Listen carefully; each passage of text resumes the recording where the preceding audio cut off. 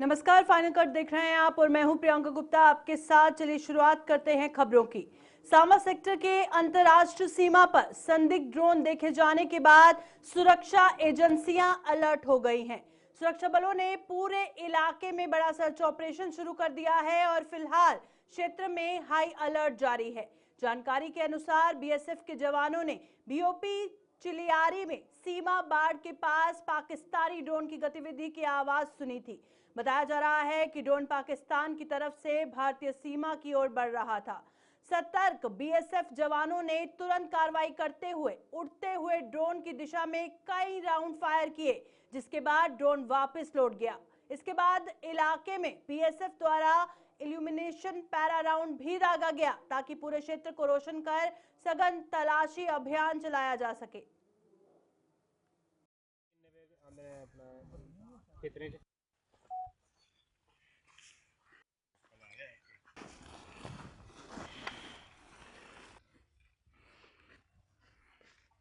Samba sector के अंतर्राष्ट्रीय सीमा पर जिस तरह से आज संदिग्ध ड्रोन मूवमेंट रिपोर्ट हुई है, जिसके बाद सुरक्षा बल पूरी तरह से अलर्ट हो चुके हैं और तमाम इलाके अंतर्राष्ट्रीय सीमा के साथ सटे जो इलाके हैं अलग अलग, उन्हें चप्पे चप्पे पर खंगाला जा रहा है। यानी cordon and search operation security forces ने आज एक बार फिर से यहां पर शुरू किया है। जिस तरह से ये संदिग्ध ड्रोन मूवमेंट रिपोर्ट हुई है, हालांकि जो जानकारी मिल रही है वो जानकारी ये है कि जिस तरह से आज अर्ली वी आवर्स की अगर बात करें तो यहाँ पर चिलियारी इलाके में ये जो संदिग्ध ड्रोन मूवमेंट रिपोर्ट हुई है, इसके बाद बीएसएफ ने कुछ राउंड फायर भी इस ड्रोन के ऊपर किए, जो कि बताया जा रहा है ये ड्रोन पाकिस्तान की तरफ वापस चला जाता है। लेकिन सिक्योरिटी को लेकर रिस्क नहीं रह जाएगा।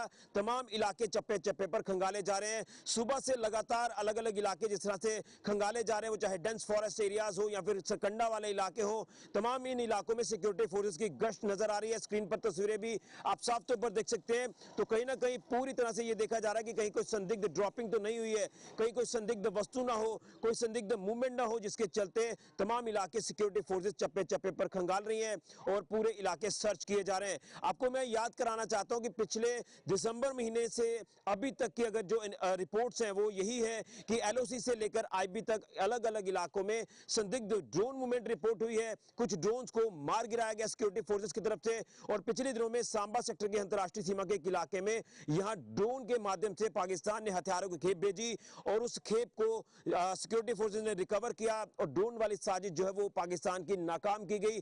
तो आज भी जब ये मामला सामने आया तो सुरक्षा बल अलर्ट हो गए। बीएसएफ बॉर्डर पर लगातार जो वो अलर्ट नजर आई, जिसके चलते एसओजी की अगर बात करें तो तमाम जो सटे इलाके अंतर्राष्ट्रीय सीमा के साथ उन्हें चप्पे चप्पे पर खंगाला जा रहा है और यही देखा जा रहा है कि कहीं कोई संदिग्ध ड्रॉपिंग तो नहीं हुई है, क्योंकि जैसे मैंने कहा कि ड्रोन ड्रॉपिंग पिछले दिनों में यहां हो चुकी है। तो ऐसा लग रहा है कि दुश्मन ड्रोन के जरिए जो है वो रैकी करने की कोशिश कर रहा है, या हो सकता है कि हथियार भेजने की या नशे की खेप भेजने की कोशिश कर रहा है, या हो सकता है कि कोई अलग साजिशों को जो वो अंजाम देने की कोशिश कर रहा है। लेकिन सुरक्षा बल लगातार अलर्ट है और दुश्मन पड़ोसी मुल्क पाकिस्तान की किसी भी साजिश को नाकाम किया जाएगा अगर कोई भी नापाक हरकत दुश्मन करने की कोशिश करेगा। तो संदिग्ध ड्रोन मूवमेंट के बाद सांबा सेक्टर के अंतर्राष्ट्रीय सीमा पर लगातार सुरक्षा बल अलर्ट है और तमाम जो सर्च ऑपरेशन है अलग अलग इलाकों में चलाया जा रहा है और पैनी नजर दुश्मन की हर गतिविधि के ऊपर रखी जा रही है। Exclusive ground report Samba sector की अंतर्राष्ट्रीय सीमा से। फिलहाल ऋषि खजुरिया, गुलिस्तान न्यूज के लिए। वैश्विक आर्थिक मंदी के माहौल के बीच उधमपुर पूर्व से भाजपा विधायक आरएस पठानिया ने आगामी केंद्रीय बजट को लेकर आशावाद जताया है। उन्होंने कहा कि जहां कई देशों की अर्थव्यवस्था मंदी की चपेट में है, वहीं भारत 7 से 8% की मजबूत जीडीपी विकास दर के साथ आगे बढ़ रहा है।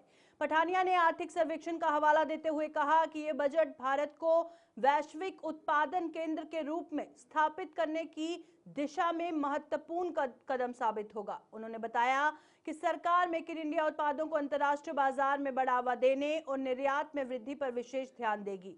उनके अनुसार बजट में आम जनता के हित में कई ऐतिहासिक और जनकल्याणकारी घोषणाएं की जा सकती हैं, जिससे देश की मजबूत आर्थिक स्थिति का लाभ हर नागरिक तक पहुंचेगा।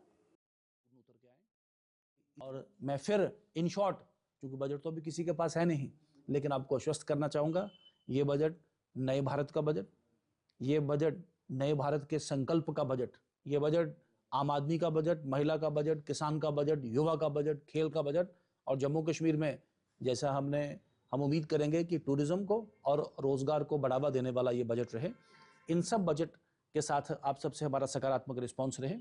मैं इस बजट सेशन में आप सबसे एक सकारात्मक एक सर्वेक्षण की बात करें, संवाद की बात करें, या इन सब के साथ साथ सकारात्मक सलाह की बात करें, हम सभी इस पे पूर्ण उतर के आए।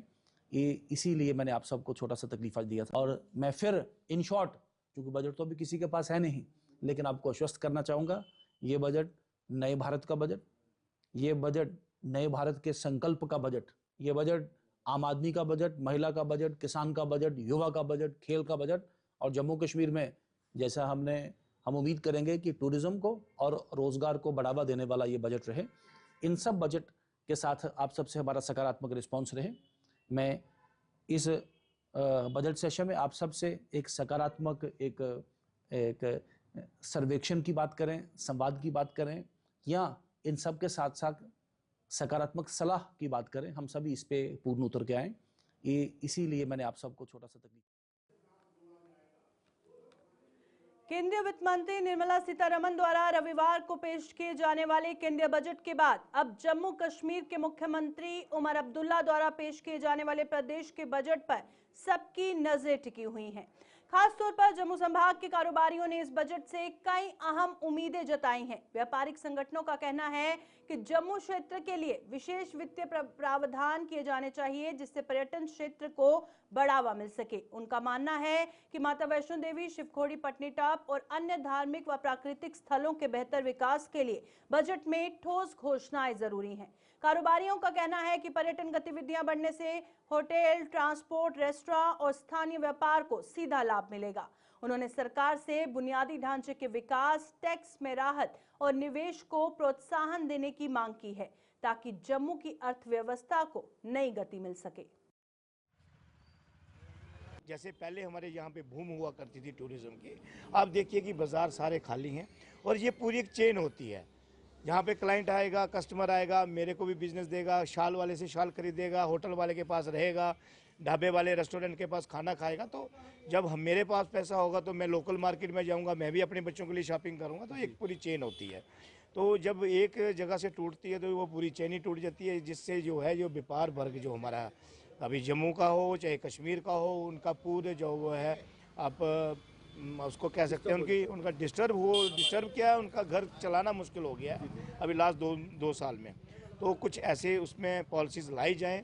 हमारी तो यही सिचुएशन रहेगी कि सबका विश्वास, सबका विकास और सब पे विश्वास हमारी डिमांड्स थी।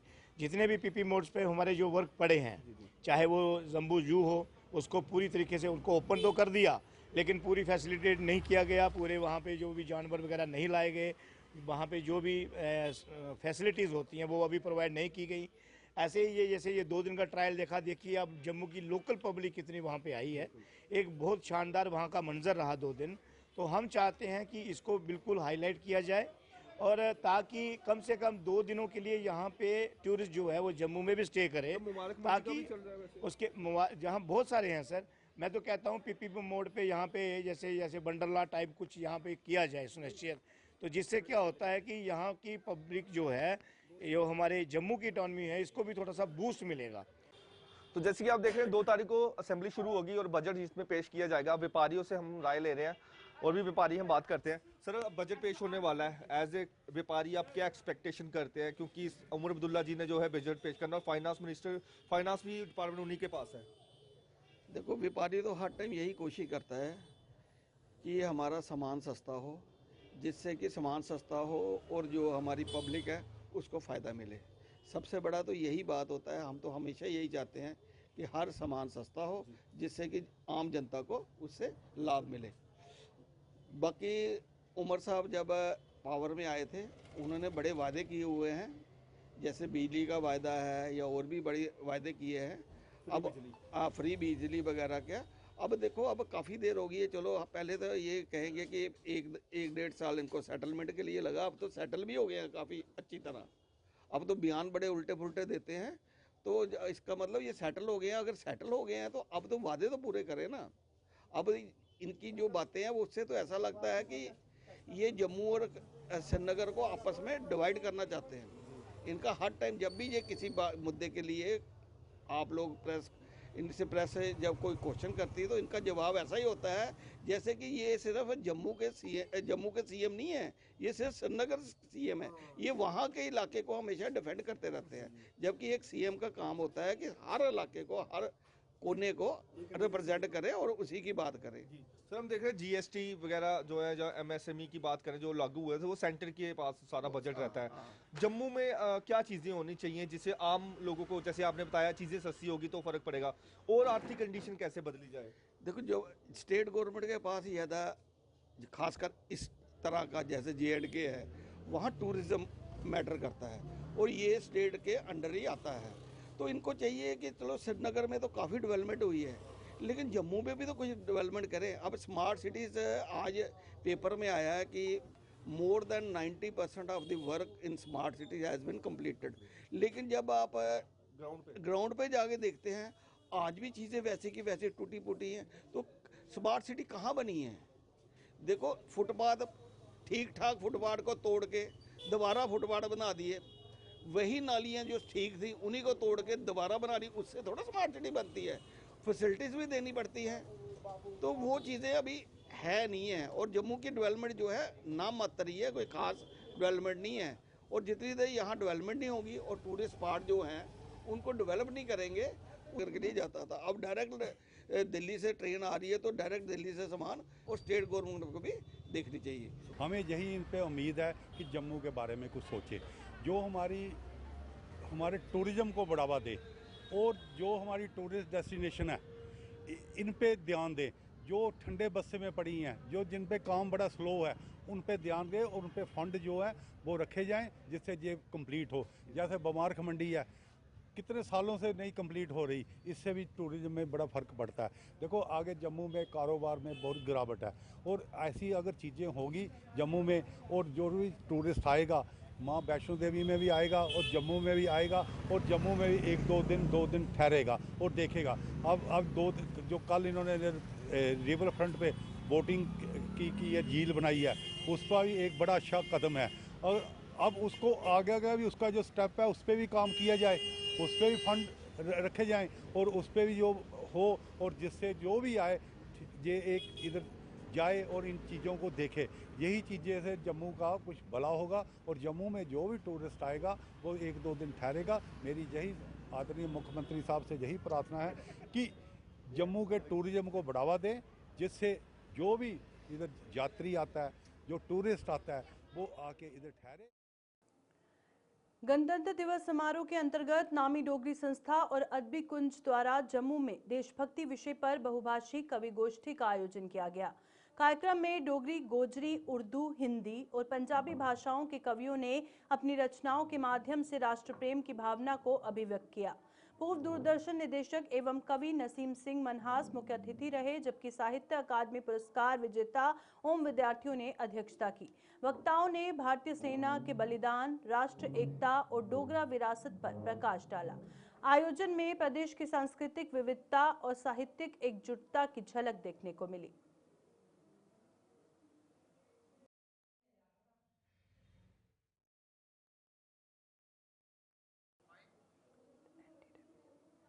जम्मू के जीएमसी अस्पताल में स्थित एंटी रेबीज डिपार्टमेंट के आधुनिकीकरण कार्य के चलते इसे अस्थायी रूप से गवर्नमेंट मेडिकल कॉलेज परिसर में शिफ्ट कर दिया गया है। विभाग में चल रहे निर्माण कार्य को पूरा होने में लगभग 2 महीने का समय लग सकता है, और इस दौरान एंटी रेबीज टीकाकरण और उपचार संबंधित सभी सेवाएं गवर्नमेंट मेडिकल कॉलेज परिसर से ही उपलब्ध करवाई जा रही है। अस्पताल प्रशासन ने मरीजों और उनके अभिभावकों से अपील की है कि वो पंजीकरण करवाने के बाद सीधे गवर्नमेंट मेडिकल कॉलेज परिसर में पहुंचे, ताकि किसी प्रकार की असुविधा न हो। लोगों की सहूलियत के लिए परिसर में जगह जगह दिशा निर्देश वाले पोस्टर भी लगाए गए हैं।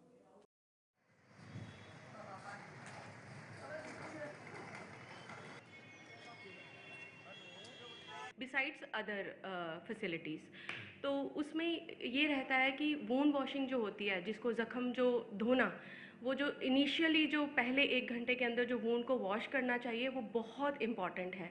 क्योंकि एक रनिंग वाटर के अंदर अच्छे प्रेशर हो पानी का, उसके नीचे साबुन लगा के अच्छे से धोना 10-15 मिनट के लिए।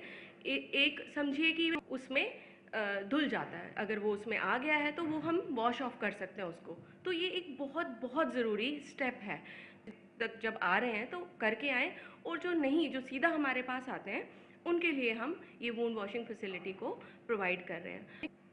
तो मैं लोगों से ये कहना चाहूँगी कि पहले आप ओपीडी से एंटर करते थे, स्लिप कटवाते थे, और उसके ऑपोजिट हमारा एंटी रेबीज सेक्शन था।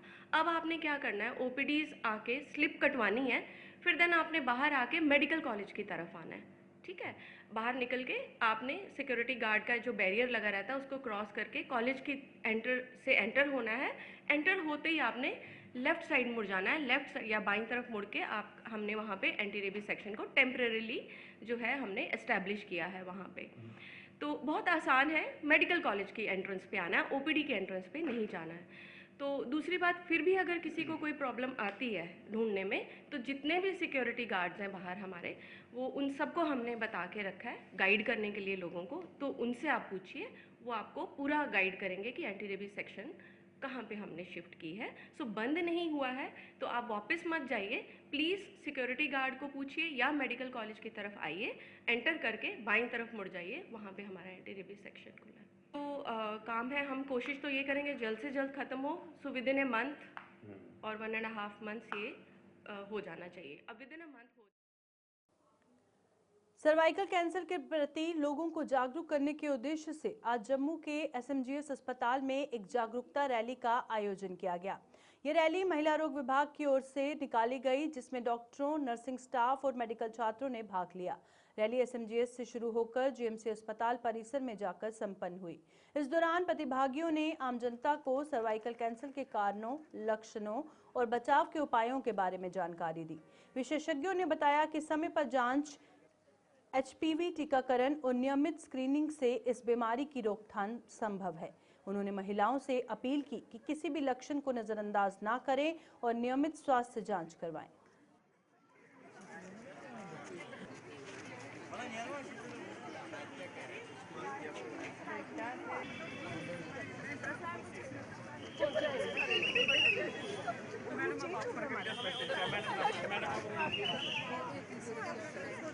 सब जानते हो कि कैंसर जो है, सर्वाइकल कैंसर बहुत कॉमन डिजीज़ है इंडिया में, और इसी का एक अवेयरनेस प्रोग्राम मेरे डॉक्टर्स ने रखा है, गायनी के डॉक्टर्स हैं।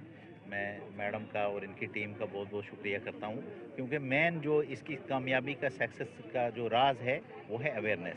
अगर महिलाओं में, फीमेल्स में, बच्चों में इसकी अवेयरनेस होगी, और गवर्नमेंट इसके स्कूलों में हर जगह भी करवा रही है, ताकि इसके, क्योंकि अब वैक्सीन आए हैं तो वैक्सीन का भी लोगों को पता होना चाहिए। हमारा सिर्फ मेडिकल कॉलेज जम्मू ही है जो वैक्सीन फ्री में दे रहा है, बाकी जगह लोग खरीद के दे रहे हैं। लेकिन अगर वैक्सीन लग जाएगा तो 100% ये ना होने के चांसेस हैं। और उसके बाद जो मेरा डिपार्टमेंट उसका ट्रीटमेंट के लिए जो टेस्ट करते हैं स्क्रीनिंग के लिए, वो सब यहाँ फ्री ऑफ कास्ट हो रहे हैं। तो इसीलिए सभी लोगों को इस चीज़ की अवेयरनेस होनी चाहिए कि वो अपनी फीमेल्स को, बच्चियों को यहाँ लाएं, हमारे डॉक्टर से चेक कराएं, और इसमें जो भी स्टैंडर्ड प्रोसीजर है ये फॉलो करें। स्क्रीनिंग हमारी फ्री ऑफ कॉस्ट होती है। हर महिला को इसकी स्क्रीनिंग करनी है टाइम टू टाइम, जिसका पर्टिकुलर टाइम पीरियड होता है।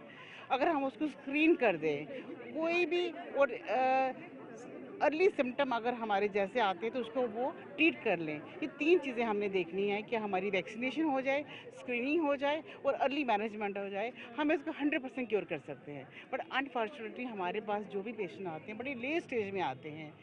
तो ये हमारी जो मार्च है सिर्फ हमारे जम्मू वासियों के लिए, जम्मू प्रोविंस के लिए, कश्मीर प्रोविंस के लिए ये बताना है कि एक अवेयरनेस प्रोग्राम है कि हम इसके लिए कैसे आगे आए। इसके लिए हमें पब्लिक को हमें अवेयर करना है कि वो इस प्रोग्राम के बीच में आएँ, अपने बच्चों को आगे लाएं, अपनी जो आपकी स्क्रीनिंग प्रोग्राम्स के लिए आएँ, अर्ली ट्रीटमेंट लें, ताकि उसको हम 100% प्रिवेंट कर सकते हैं। और हमारा ये चल रहा है कि cancer free, cervical cancer free मुक्त अभियान चल रहा है पूरी हमारी कंट्री के अंदर, ताकि हम इन सबको कैंसर। भारतीय जनता पार्टी ने किसान मोर्चा ने खाद की कथित कालाबाजारी को लेकर प्रदेश सरकार और कृषि विभाग पर गंभीर आरोप लगाए हैं। किसान मोर्चा के अध्यक्ष राकेश पंडित ने बिश्ना में आयोजित प्रेस कॉन्फ्रेंस में कहा कि खाद के डीलर किसानों को खुलेआम निर्धारित दरों से अधिक कीमत पर खाद बेच रहे हैं। जिससे किसानों पर अतिरिक्त आर्थिक बोझ पड़ रहा है। उन्होंने आरोप लगाया कि कृषि विभाग इस पूरे मामले में चुप्पी साधे हुए है और कोई प्रभावी कार्रवाई नहीं कर रहा। राकेश पंडित ने चेतावनी दी, यदि जल्द ही खाद डीलरों पर सख्त कार्रवाई नहीं की गई तो किसान मोर्चा सड़कों पर उतरकर विरोध प्रदर्शन करेगा और कृषि विभाग के अधिकारियों का घेराव करने को मजबूर होगा। जी निधि जब खाद जम्मू में एंटर करती है तो उसका हिसाब ये हो जाता है कि पूरे प्रोविंस में कालाबाजारी चल रही है। यहाँ जितने डीलर हैं, मैं कल राजपुरा में था, मैं कल हरिपुर में था, कठुआ में, वहां पे भी किसान भाइयों ने यही कहा कि यहाँ पर 350 रुपया 370 का तोड़ा बिक रहा है। अब मैं आज यहाँ पर हूँ, मेरे ये पास में मेरी विधानसभा, मेरे गांव के लोग हैं, ये करेल है जो यहाँ के हैं, उसके बाद पंडोरी है वहां के हैं, शिबू चक के हैं, रिहाल के हैं, सबने फोन करके यही कहा कि 370 रुपए 350 रुपए तोड़ा बिक रहा है। सबकी सब यहाँ पे यही चल रहा है। तो मैं कहता हूं कि कम से कम आप अपने जो आपका कार्यालय है उससे बाहर निकलिए, बाहर निकलकर वहां पर छापेमारी करिए ना। कौन कर रहा है? हमें कहते हैं नाम बताओ, हम कहां से नाम बताएं? है कोई किसी के चाचा का लड़का, किसी के मामा का लड़का, जाओ ना आप छापा मारो। आप क्या कर रहे हो वहां पर? तो केंद्र की सरकार अगर इतनी सब्सिडी दे रही है तो ये राज्य सरकार का दायित्व बनता है कि वो किसान भाइयों के लिए जो सब्सिडाइज चीजें, जो सब्सिडाइज खाद है, उसको वो वहां तक पहुंचाए और बिना भ्रष्टाचार के पहुंचाए। नहीं तो परसों मैंने कहा है कि डायरेक्टर को उसी के कमरे में वहां पर बंद करेंगे, घेराव करेंगे किसान उसके पूरे कार्यालय का और वहां पर उसको। जम्मू में all daily wages Jammu Kashmir संघर्ष समिति ने आज जोरदार प्रदर्शन किया। प्रदर्शन में मिड डे मील कुक, आशा वर्कर, सीपी वर्कर और होमगार्ड्स आदि के समर्थन में नारेबाजी की गई।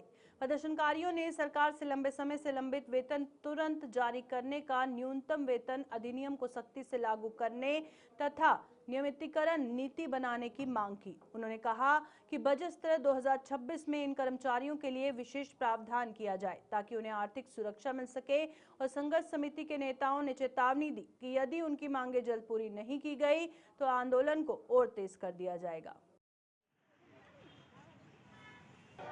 आज हमारा सेक्टर चलो आंदोलन का आगाज था, वो यहाँ से और यहीं से ऐलान है कि हमारे असेंबली के अंदर बैठ के हमारा फैसला सही होना चाहिए। उस फैसले के साथ अगर थोड़ी सी भी गलत अपडाउन हुआ तो याद रखना कि आप लोगों ने जो ये मजाक बना के रखा है, समझ के रखा ना, ये मजाक बहुत भयंकर रूप से हमारे जो संघर्ष समिति के लोगों का बाहर आएगा। फिर आजपुरा के देवी द्वारा मंदिर में मूर्ति स्थापना दिवस श्रद्धा और उल्लास के साथ मनाया गया। इस अवसर पर सुबह से ही मंदिर परिसर में श्रद्धालुओं की भारी भीड़ उमड़ पड़ी और भक्तों ने मां के चरणों में माथा टेक कर सुख, समृद्धि और खुशहाली की कामना की।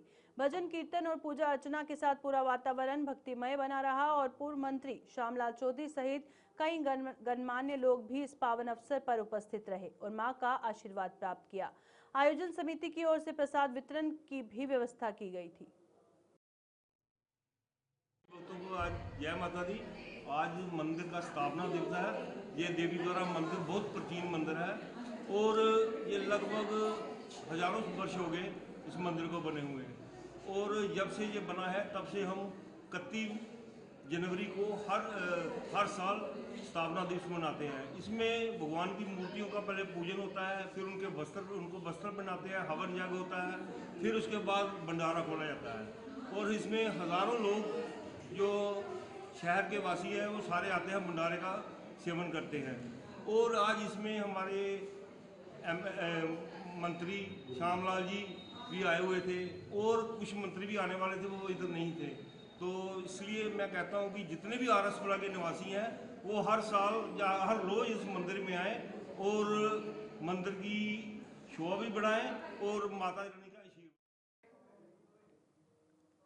सुरनकोट में उस समय अफरा तफरी मच गई जब एक रिहायशी मकान में अचानक आग लग गई। देखते ही देखते आग की लपटों ने पूरे मकान को अपनी चपेट में ले लिया और घर में रखा अधिकतर सामान जलकर राख हो गया।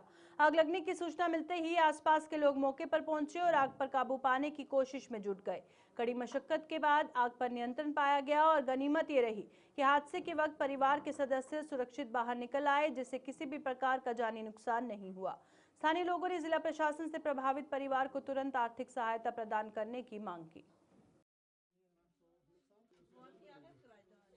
मैं जब हल्ला पड़ा, मेरी दुकान है फायर सर्विस के साथ में, यहाँ एक मकान में आग लगी और नत्ते गरीब आदमी थे, किराए पर रह रहे थे। तो जब हम आए, फायर ब्रिगेड यहाँ पहुँची, पहुँचने के बाद यहाँ क्या हुआ कि बहुत हल्ला शोर पड़ गया और ये कपड़े जो इनका सामान था सारा जल के खाक हो गया।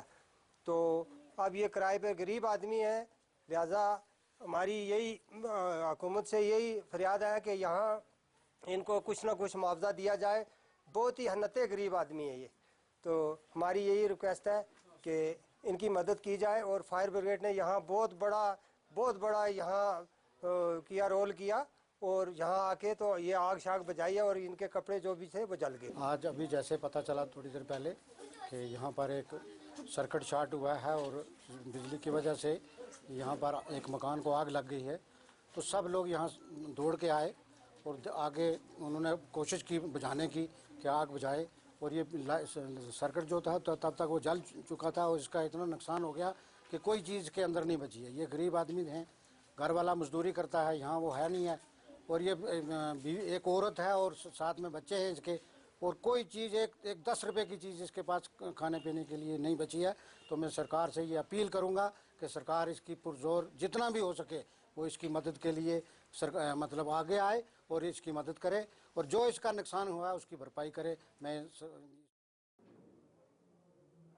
फाइनल कट में फिलहाल इतना ही, दीजिए इजाजत, नमस्कार।